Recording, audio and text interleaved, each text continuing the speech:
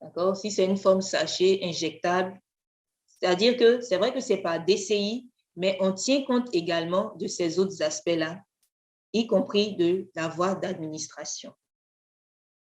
Donc, ceux qui passent les commandes comprendront pourquoi. Voilà. Donc, pour les établissements sanitaires publics, cette liste-là est établie en tenant compte également des niveaux. D'accord? Donc, pour le niveau A, on rappelle, ça concerne toutes les structures de santé de type CHU, Instituts nationaux spécialisés. Niveau B, les CHR, hôpitaux généraux et centres hospitaliers spécialisés. Et jusqu'au niveau E, où on a plutôt les caisses à pharmacie villageoise.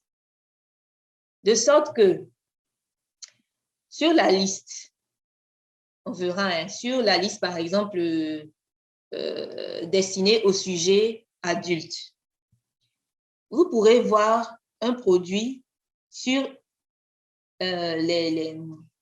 concernant les centres de niveau A, mais bien qu'elles soient importantes, ce produit, vous n'allez pas le retrouver au niveau E. Puisque nous l'avons dit plus haut, cela dépend également des capacités du personnel au niveau sanitaire concerné. Donc, au niveau du CHU, bien d'un institut spécialisé, vous allez voir que le plateau technique va permettre de prendre en compte un certain nombre de produits pour une bonne utilisation, mais au niveau E, par exemple, au niveau de la case villageoise, vous allez voir très peu, sinon même pas du tout, de produits injectables. Voilà, c'est un exemple parmi tant d'autres.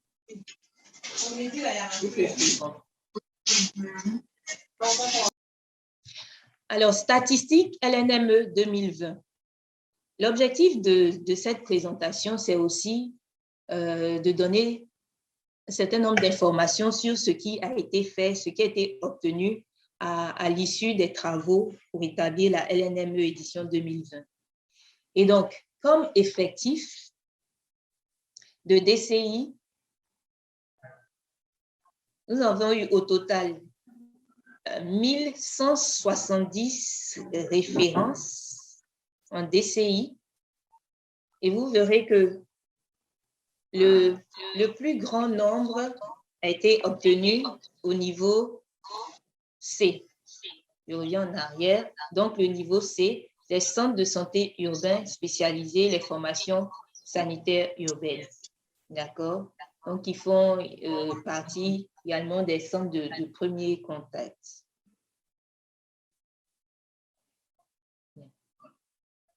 Également, au niveau de la liste principale, vous noterez que c'est là qu'on a également, par rapport à la liste complémentaire, un peu plus de produits et vous comprendrez pourquoi. D'accord? Puisqu'on a dit que c'est là qu'il y a l'ensemble des produits qui couvrent normalement des besoins prioritaires de la population en matière de santé. Et donc, c'est cette liste principale. Normalement, la liste complémentaire, c'est, on va dire, des cas particuliers, ou dit en griffe. On notera qu'il y en a quand même un peu moins de 500 références. Voilà, donc ce qui veut dire que les cas particuliers ne sont pas occultés.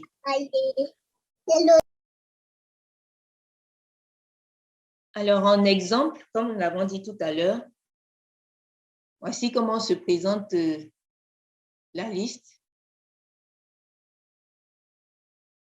Donc, liste nationale, vous voyez avec moi à gauche, liste nationale des médicaments essentiels et du matériel biomédical, version 2020. Donc, le sommaire. Comme nous l'avons dit tout à l'heure, il y a des médicaments essentiels, annexe 1. Une liste principale de produits qui doivent être détenus obligatoirement, on va le dire par la NPSP, et une liste complémentaire qui vient en soutien. Annexe 2, il y a le matériel maintenant biomédical essentiel.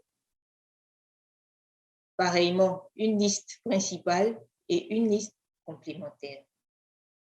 D'accord? Et ensuite, un index alphabétique pour retrouver aisément. Voilà. Comme nous l'avons dit tout à l'heure, les produits sont classés par classe thérapeutique. Et donc, ça commence avec les analgésiques et toutes les sous-classes, voilà, sont répertoriées avec des produits qui ont été, en tout cas, retenus par les experts analgésiques antipyrétiques. Vous verrez, essayer d'agrandir. Donc, l'aspirine, métamizole, paracétamol, et comme nous l'avons dit ici, avec les différents dosages, la voie d'administration, la forme galénique et le niveau de des structures concernées et devant détenir ces produits, sinon pouvant les détenir. D'accord? Et si vous remarquez bien, bon, là, c'est du paracétamol, hein, donc en général, il y en a jusqu'au niveau de la case villageoise. D'accord? Mais vous voyez que la forme injectable, par exemple, la deuxième ligne, ceux qui suivent, ne contient pas, en tout cas, ne concerne pas la case villageoise. Donc, on ne voit pas le niveau E. Nous poursuivons.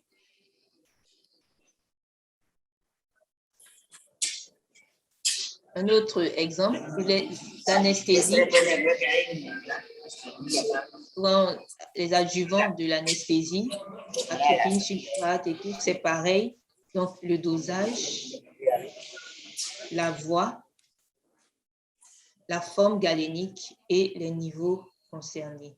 Là, on parle d'anesthésie. Vous voyez que les niveaux concernés sont plus restreints. A, B, A, B.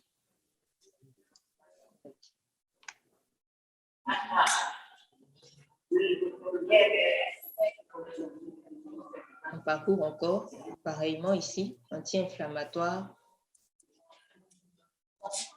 On poursuit.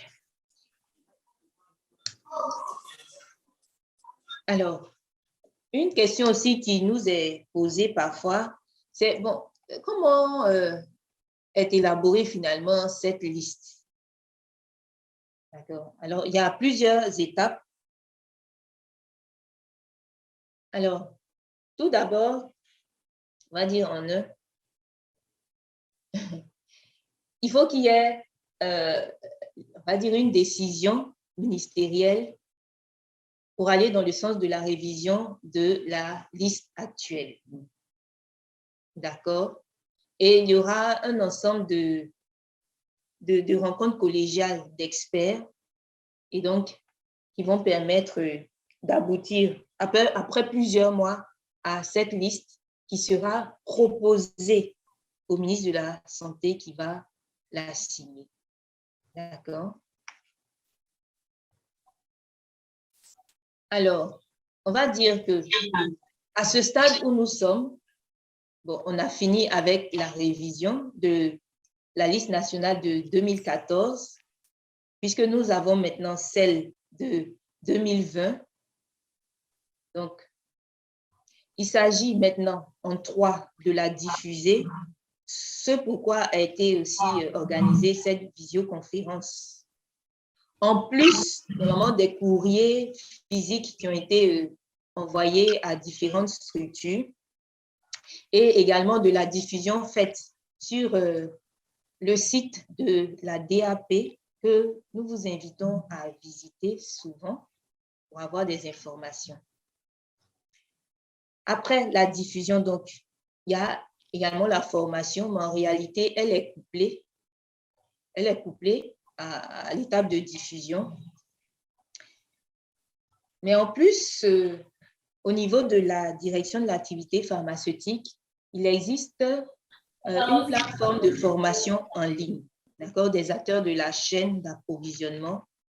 Et pour les nouveaux acteurs également, une formation sur la LNME est prévue et le service concerné vous le présentera de façon plus exhaustive.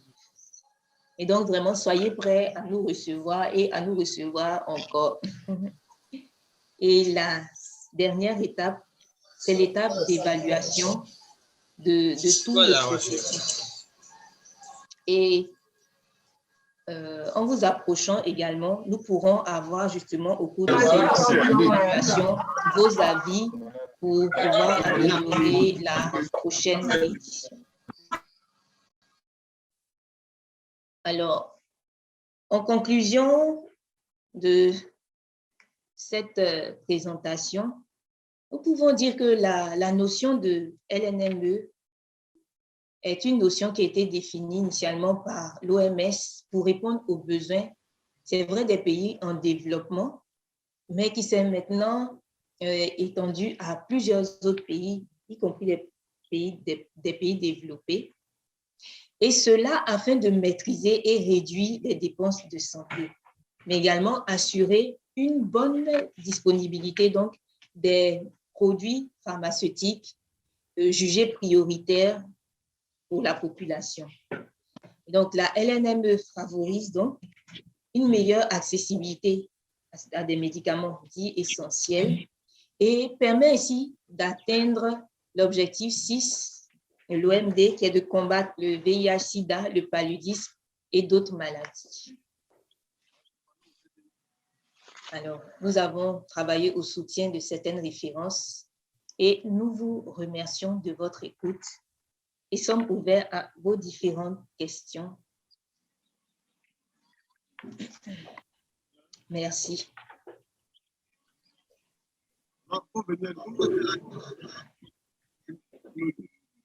Le cas de l'enfant, alors,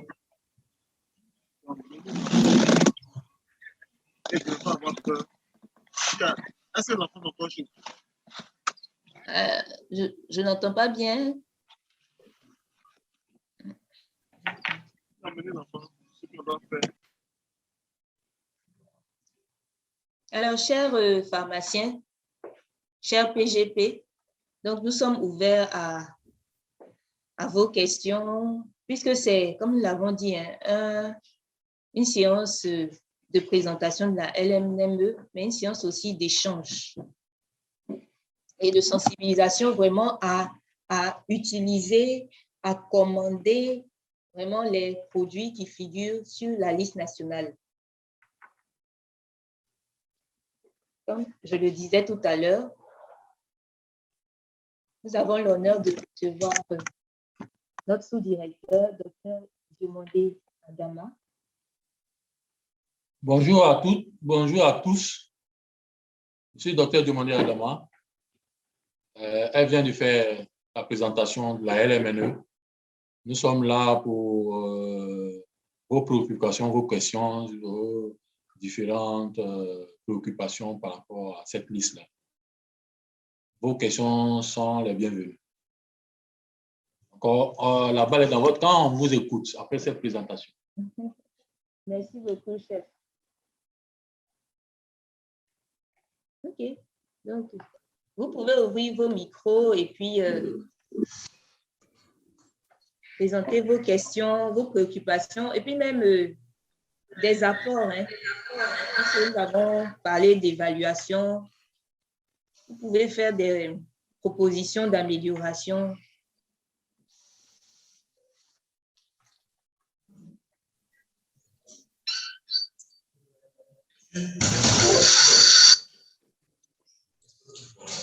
Même s'il y a des aspects aussi que vous voudrez que nous reprenions également, ils sont ouverts.